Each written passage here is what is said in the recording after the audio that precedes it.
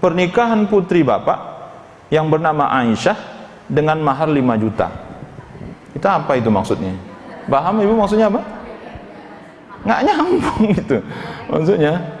Nah, si bapak ini ternyata punya putri 2, yang satu Fatimah, yang satu Aisyah. Sebenarnya dia pengen dengan Aisyah sebenarnya gitu. Nah, aku nikahkan engkau dengan anakku Fatimah dengan mahar 10 juta rupiah tunai.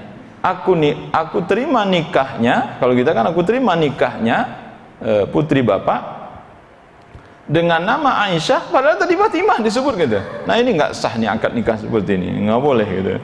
Jadi harus jelas gitu pak, ibu ya. Kemudian yang tidak kalah pentingnya adalah bersambungnya pernyataan qabul dengan pernyataan ijab. Maksudnya gini ibu, dulu para ulama menyatakan antara yang mengucapkan ijab dan qabul itu satu majelis, harus satu majelis, harus satu tempat itu.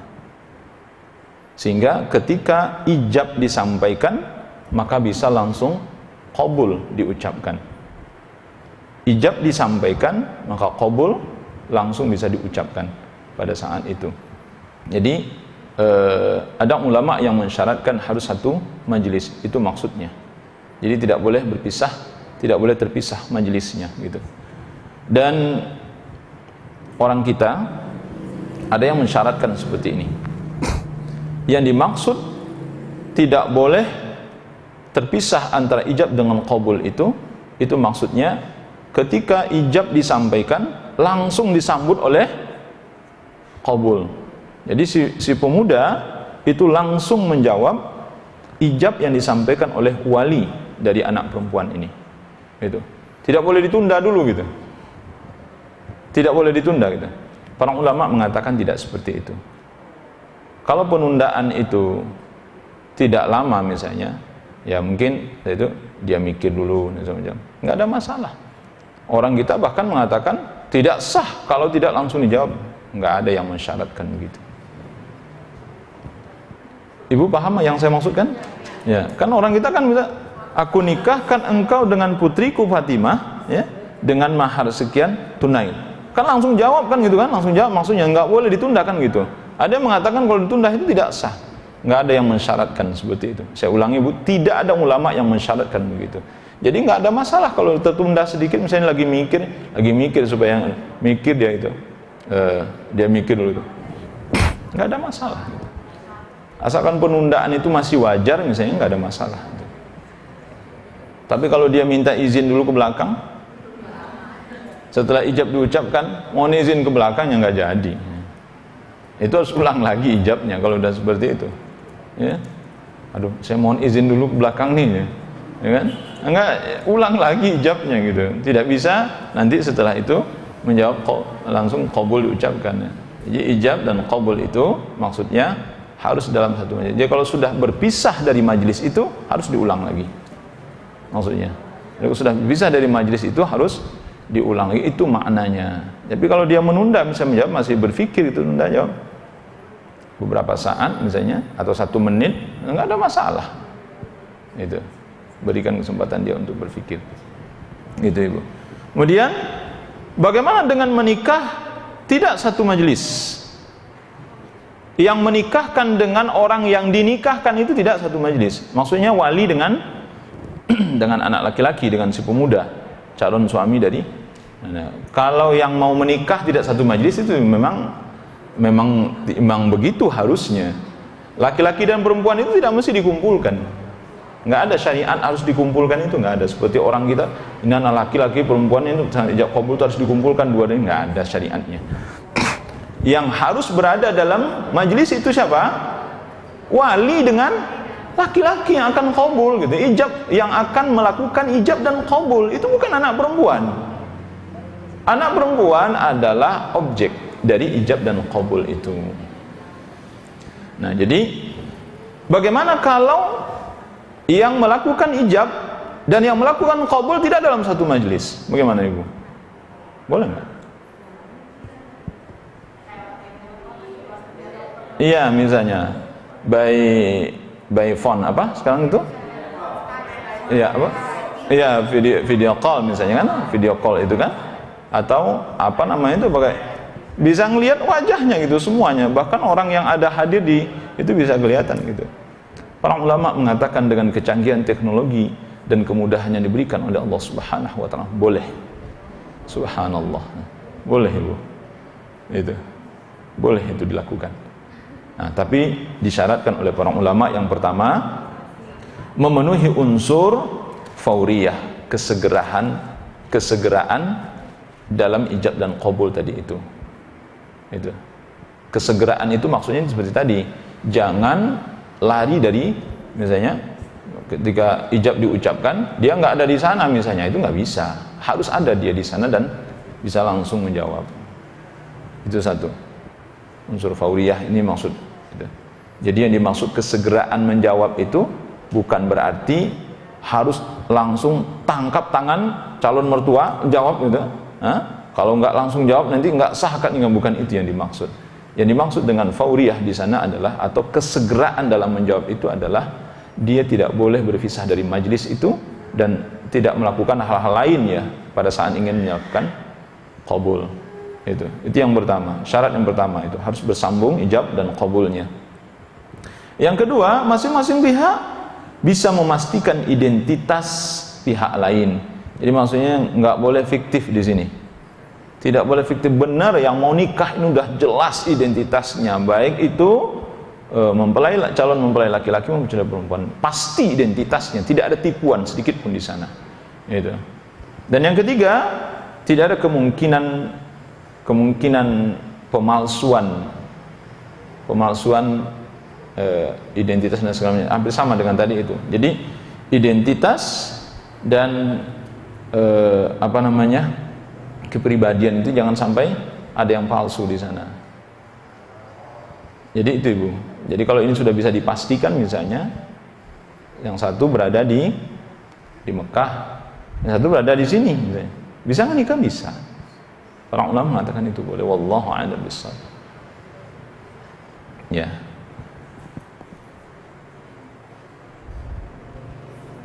Saya kira ini Ibu ya yang perlu kita perhatikan dalam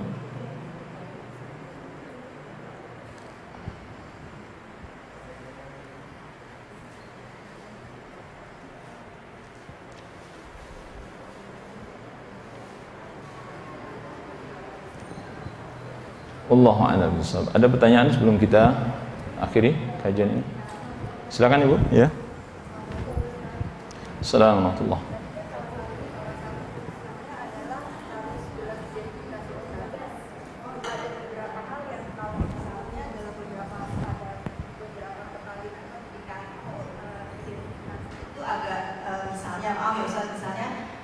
Ada orang yang menikah kedua, kadang-kadang kan suaminya ngaku bahwa dia masih berjaka, padahal saya sudah menikah. Nah, itu kan berarti kan ada tidak jujur dalam hal identitas. Kebohongan itu apakah pernikahannya menjadi batal sementara mereka sudah berlangsung misalnya? Itu bagaimana Ustaz? Jadi jawab kamu Ustaz, ada saksi itu. Ya. Ini kebohongan ya Bu ya, kebohongan itu. Sebenarnya itu pihak perempuan memiliki hak penuh terhadap hal itu.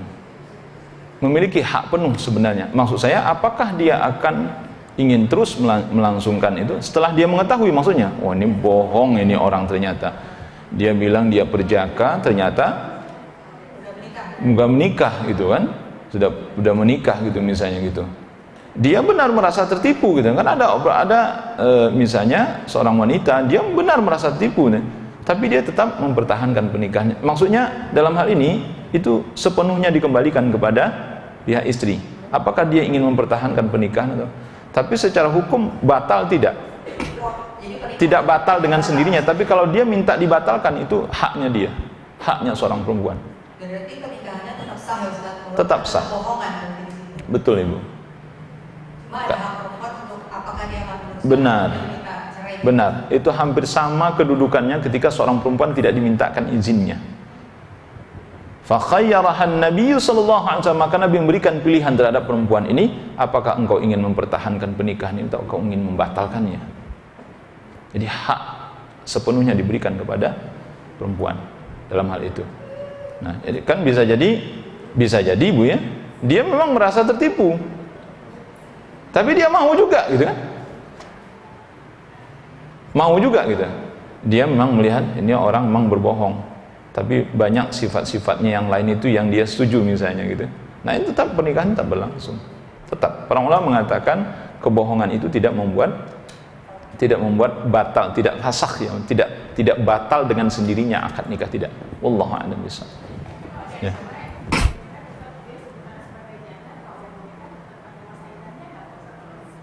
Gimana Ibu? Ya.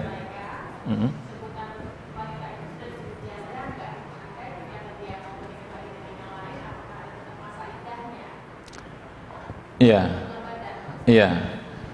Berdasarkan hadis Rasulullah sallallahu alaihi wasallam dan berdasarkan ayat Al-Qur'anul Karim, seorang perempuan yang menikah belum disentuh oleh suaminya tidak ada masa iddah baginya. Tidak ada masa iddah baginya. Perempuan yang memiliki masa iddah itu adalah apabila dia sudah disentuh oleh suaminya, sudah bergaul dengan suaminya. Tapi kalau suaminya belum menyentuhnya, para ulama mengatakan tidak ada masa iddah. Jadi setelah itu dia boleh ya menerima pinangan siapa gitu kan gitu. Nah, tapi biasanya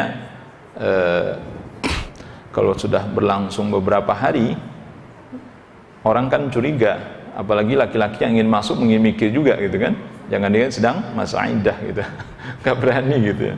Tapi walaupun sudah berlangsung 2-3 hari misalnya, kalau dia belum disentuh oleh suaminya, dalam arti yang belum berhubungan badan, maka berdasarkan riwayat yang sahih, dia tidak ada masa iddah. Wallahu a'lam bishawab. Ya.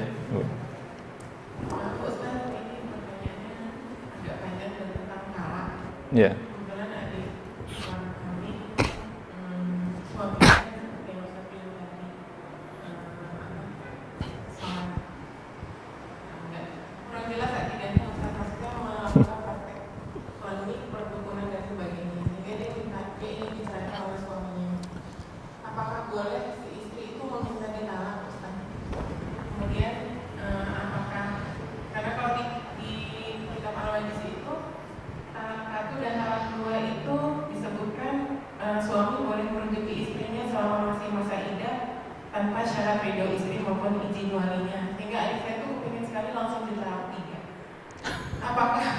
Apakah itu jatuhnya ke hulu atau gimana Ustaz? Karena terus terang kami sekarang keluarga besar juga bingung. Kemudian suaminya itu mereka berdua tinggal di rumah keluarga sang istri, dan istrinya kepingin dia udah nggak tinggal di situ lagi. Bolehkah dia mengusir suaminya, Ustaz? Karena dia mengkhawatirkan suaminya masih ingin menyentuh dia, gitu. Sementara dia udah nggak mau. Gitu, Ustaz. Mohon dijelaskan. Ya. Jadi ini memang butuh proses ya Bu ya. Hidup di dalam rumah tangga ini termasuk sebuah ujian dari Allah Subhanahu wa taala. Jadi menjalani hidup rumah tangga itu sebuah ujian sebenarnya. Punya suami itu ujian. Satu sisi mungkin kita merasakan ini nikmat, tapi di sisi lain kita harus sadar bahwa porsi ujian itu justru lebih banyak dibandingkan dengan nikmat yang kita rasakan. Kalau kita sadar ya, punya istri sama, bersuami atau beristri itu kedua-duanya adalah ujian dari Allah Subhanahu wa taala. Apalagi ketika kita mendapat pasangan yang agamanya tidak baik. Itu benar-benar kita rasakan bahwa ujiannya berat sekali. Memang langkah-langkah yang harus ditempuh adalah ya diantaranya mengingatkan ya menasehati, mengingatkan ya. Ada ulama yang mengatakan kalau dari bawah ke atas itu bahasanya bukan menasehati, tapi kalau posisi suami misalnya tidak paham agama, istri paham agama, itu menasehati. Karena tidak hanya dari jadi begini Bu, kalau dari orang tua ke anak, walaupun mungkin orang tua ini ilmunya nggak seberapa, tapi dia berbicara dengan anaknya, itu namanya nasihat. Tapi dari anak ke orang tua itu namanya mengingatkan, bukan nasihat. Itu penting ya. Nah, termasuk sebenarnya istri kepada suami. Istri kepada suami. Istri kepada suami dalam posisi ini, satu sisi itu hampir sama, ada ulama mengatakan hampir sama dengan orang tua kepada anak. Tapi pada saat yang sama misalnya, tapi bisa jadi seorang istri lebih alim, lebih paham tentang agama daripada suaminya, maka dia menasihati suaminya. Itu bahasanya benar, nasihat di situ. Menasihati suaminya. Jadi nasihati ini, proses ini harus dijalankan dulu. Jalankan dulu dengan sabar, sebenarnya sampai waktu yang tidak ditentukan. Tidak ditentukan. Bahkan kalau istrinya masih bisa sabar terus dan menunjukkan bagaimana akhlak seorang istri kepada suami. Dan ini yang kita baca dalam kitab-kitabnya para ulama, dan ini yang dijelaskan oleh ustaz-ustaz kita, guru-guru kita, bahwa meminta cerai itu adalah jalan yang terakhir, betul. Jalan terakhir.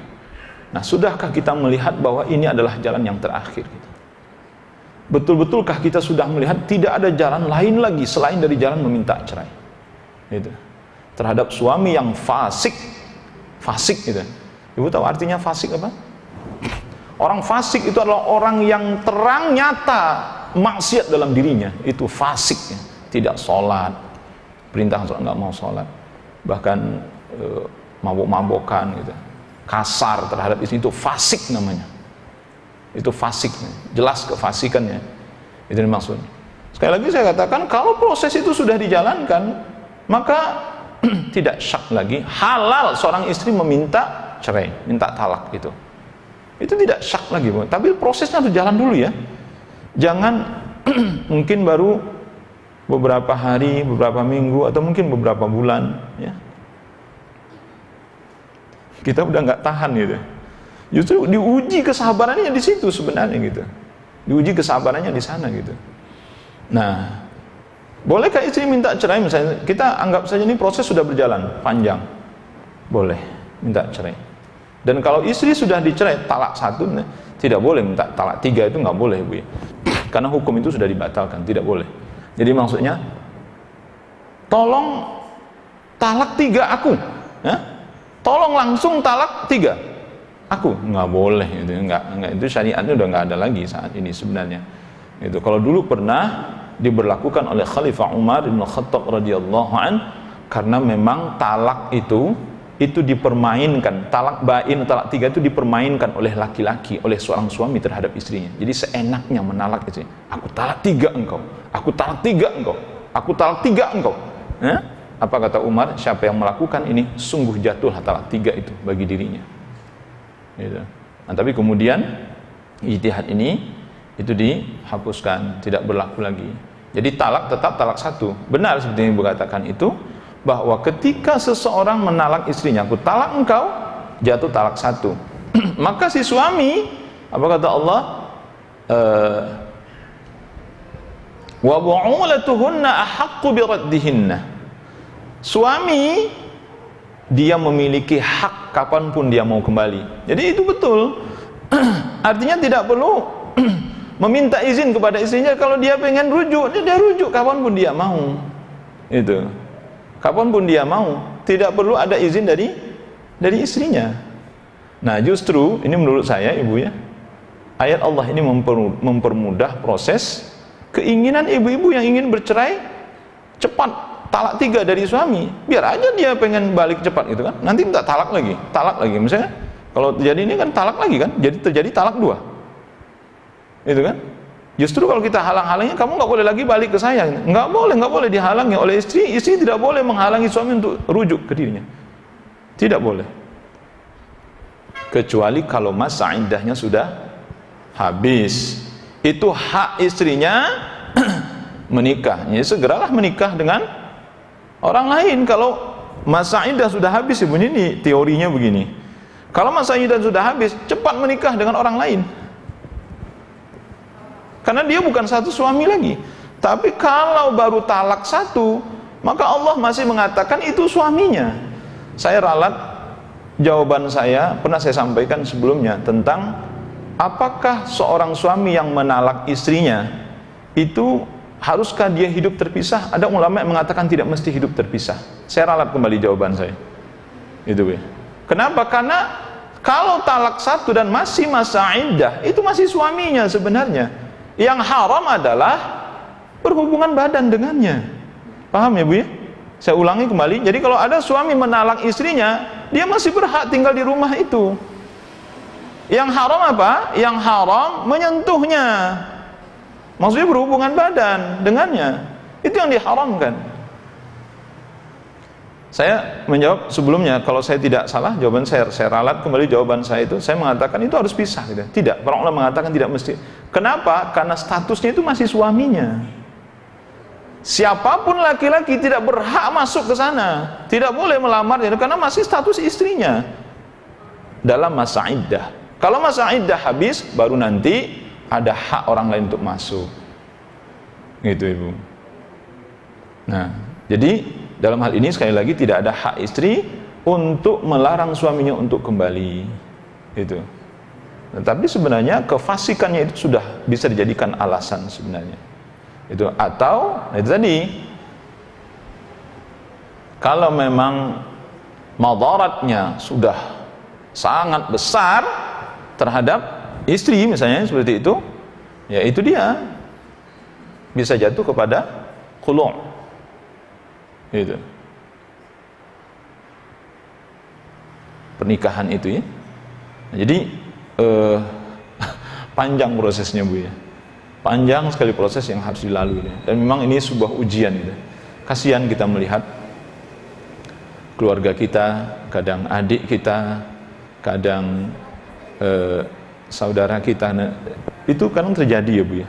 Ya Allah, kasihan kita melihat keluarganya, kasihan kita melihat adik kita ini. Dan biasanya dalam kasus-kasus yang seperti ini yang paling menderita adalah kaum perempuan. Gitu. Yang paling menderita adalah kaum perempuan. Itu dalam kasus itu. Wallahu a'lam bishawab. Nah, saya kira itu Ibu ya. Dalam kasus itu. Cuman bagaimana ya kalau seperti itu, saya kira ada dua kemungkinan ya. Di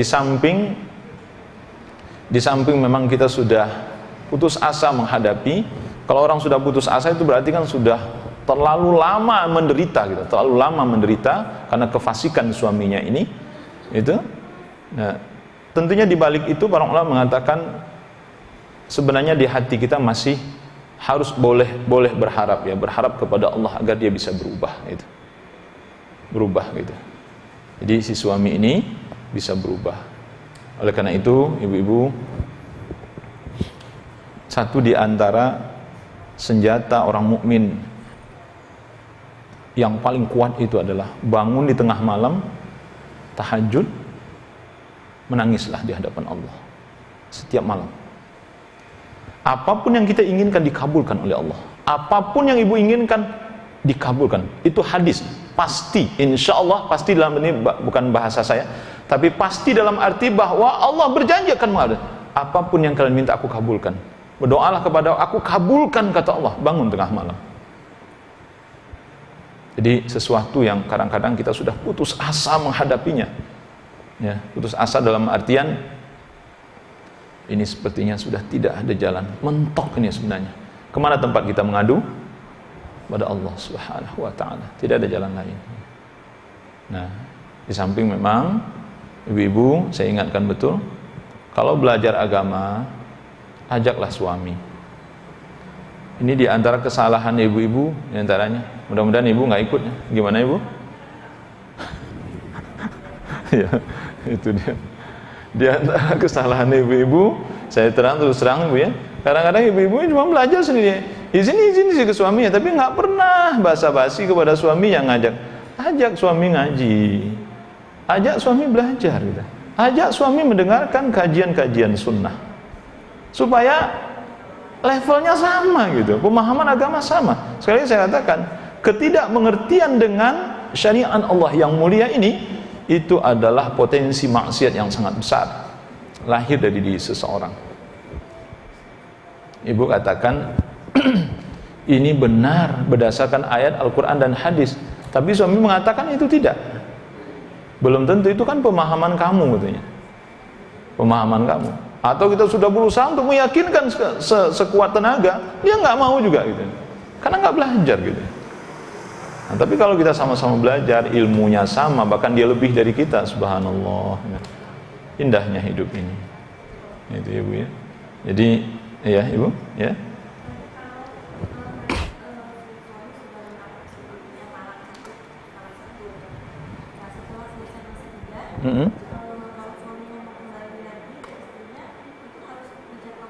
Betul Ibu, itu nikah baru lagi. Iya. Bahkan para ulama tidak perlu ada kata rujuk. Kalau dia kembali ke rumah, kemudian dia dekat istrinya, dia peluk istrinya, itu sudah rujuk namanya.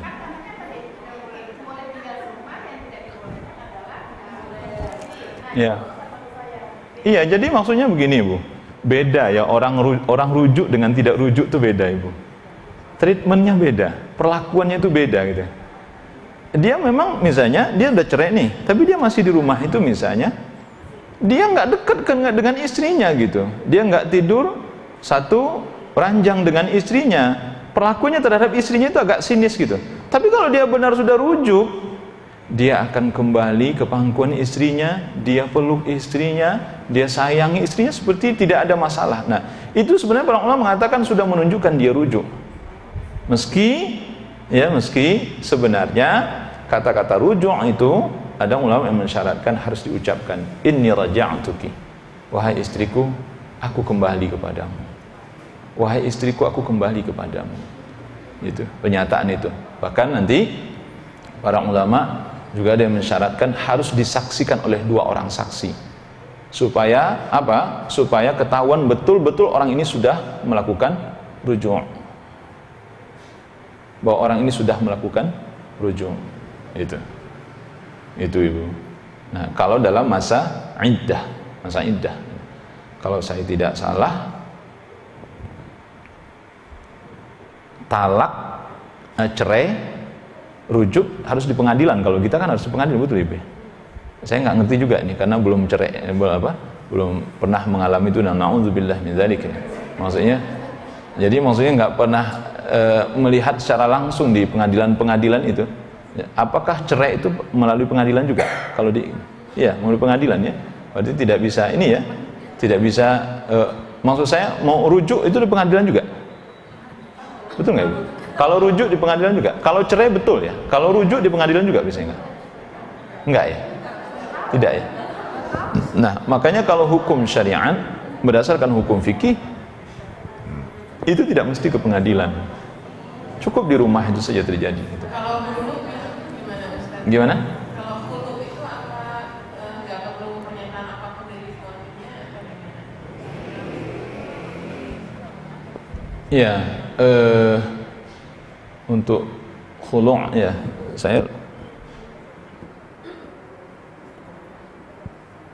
lupa ingat ya dengan apakah harus ada pernyataan secara khusus dari suami. Tapi kalau saya tidak salah memang ada, kalau nggak salah ya.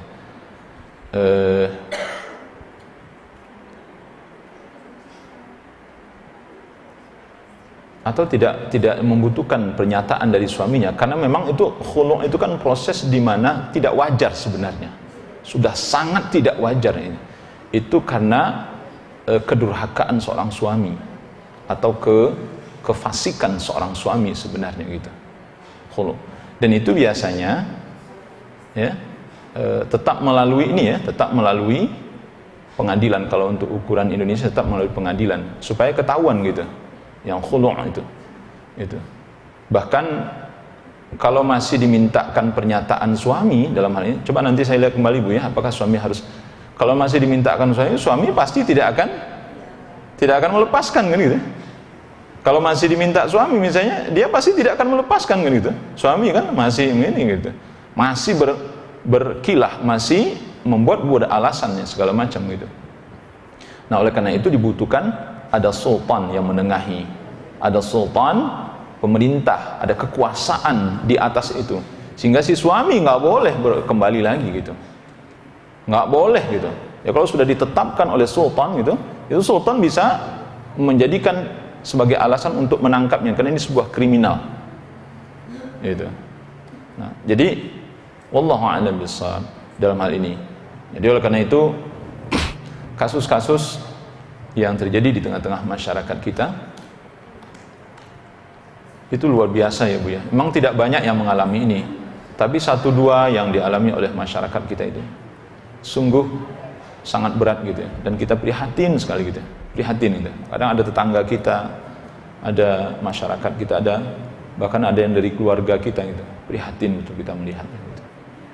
Wallahu a'lam bishawab. Ya, Ibu? Ya.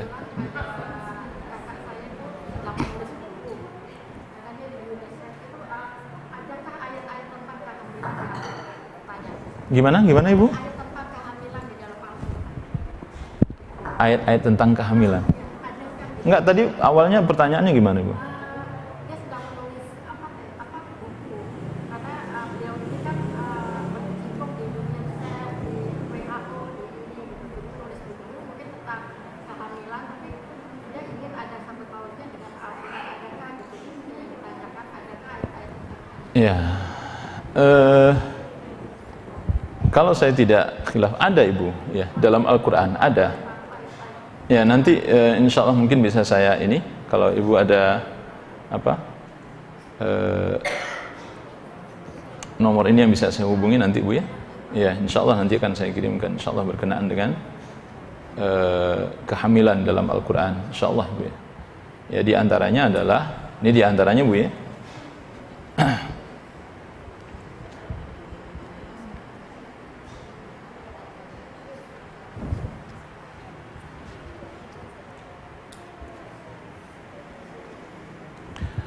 wa fisaluhu fi 'amaini. Misalnya di situ dalam ayat yang lain itu kurhan, dia telah mengandungmu selama 9 bulan dalam keadaan susah payah yang bertambah susah. Itu disebutkan nanti ada ayatnya. Jadi ayat tentang kehamilan itu ada dalam Al-Quran gitu. Dan pernyataan tentang kehamilan itu tidak ada satu surah, satu ayat saja, agak banyak gitu. Insya Allah nanti saya kirim jelasnya ke Ibu ya, ayat tentang kehamilan itu ya, termasuk diantaranya ketika Allah mengingatkan ketika kita harus berbuat baik kepada ibu.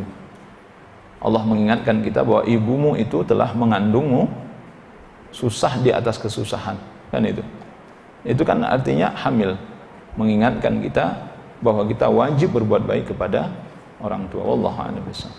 Nanti saya kirim insyaallah Bu, kalau Ibu nanti nomornya. Ya Ibu? Ya. Mau tanya, kalau kedudukan restu orang tua itu gimana ya? Maksudnya kalau tadi kan syahnya nikah itu ada wali, ada saksi, kemudian izin dari kedua belah pihak gitu perempuan. Tapi artinya restu orang tua itu gimana? Ya kan memang maksudnya setiap seorang laki ketika tadi kan kalau pihak-pihak yang akan dinikahkan itu salah satu yang tidak setuju, berarti bisa gugur gitu kan pernikahan tersebut dan yeah. Nah kalau orang tuanya nggak setuju gimana? Kasih salam. Iya, assalamualaikum. Jadi begini Bu, orang tua, apalagi kalau ayah, dialah walinya, ya kan? Ayah dialah walinya. Nah sekarang si wali ini betulnya nggak setuju misalnya, si wali ini yang nggak setuju. Nah, maka dilihat dulu apa alasannya dia tidak setuju. Kalau tidak setuju itu alasannya hanya perkara-perkara sepele, masalah dunia, akhirnya dia tidak mau menikahkan. Alasannya itu sepele, masalah dunia, masalah ini karena ini segala macam, bengek dunia, dijadikan alasan.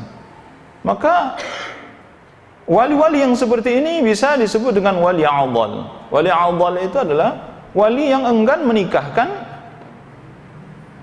anaknya gitu. Nah, oleh karena itu pendapat yang dirajihkan oleh sebagian ulama adalah pendapat Imam Abu Hanifah yang mengatakan bahwa perwalian itu dari ayah berpindah nanti kepada siapa? Kepada kakeknya, minta kepada kakeknya. Kalau kakek juga tidak mau misalnya sepakat dengan ayah, misalnya, sepakat dengan ayah misalnya, maka nanti berpindah kepada siapa? Pada pamannya. Gitu. Nah, kalau tidak juga pindah pada saudara laki-lakinya. Gitu. Jadi ini yang dikatakan oleh Imam Abu Hanifah. Kalau semuanya tidak mau menikahkan, datang saja ke wali hakim. Gitu. Yang nikah itu sendiri tidak boleh dihalangi. Kalau seandainya calon laki-laki dan perempuan ini sudah sekufu, sudah sesuai syariat, tidak ada halangan sebenarnya untuk menikah lagi gitu, kecuali hanya keinginan hawa nafsu dunia dari walinya gitu. Maka wali yang seperti ini boleh ditinggalkan begitu saja, dalam artian ya walaupun dia tidak izin tidak ada masalah, tetap nikah boleh dilangsungkan. Maka Nabi kata, "Fas-sultan waliyun man la waliyalah." Kata Nabi, sultan adalah wali bagi orang yang tidak punya wali. Di situ.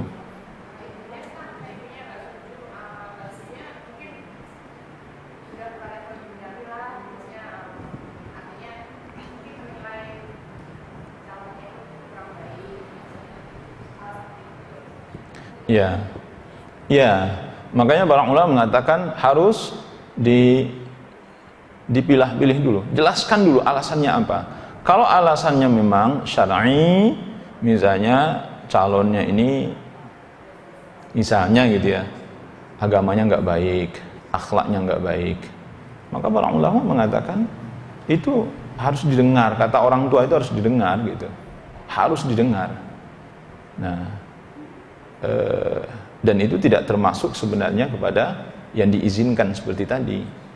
Jadi yang kita maksudkan wali boleh berpindah kepada wali yang lain karena wali utama ini tidak mau menikahkan, alasannya adalah perkara dunia, syahwat dunia, nafsu dunia misalnya, itu jadi alasan. Padahal sebenarnya setiap orang yang menikah itu dijamin oleh Allah akan dibuat cukup, akan dibuat kaya. Yughnihimullah, Allah akan membuat mereka menjadi kaya. Siapapun yang menikah, Allah akan buat dia jadi kaya. Nggak usah khawatir sebenarnya gitu. Orang yang akan miskin itulah orang yang nggak mau berusaha, orang yang ngongkang-ngongkang kaki kata orang sekarang, yang tidak mau berusaha, itu yang akan miskin. Tapi kalau dia mau berusaha, dia menikah kemudian dia berusaha, insya Allah dia akan diberikan kecukupan oleh Allah Subhanahu Wa Taala. Nah, jadi itu maksudnya. Tapi kalau memang keberatan itu alasannya masalah agamanya nggak baik, akhlaknya nggak baik, itu wajib didengarkan. Sekali lagi saya katakan wajib didengarkan oleh si anak. Nggak boleh memaksakan diri untuk melangsungkan akad nikah itu.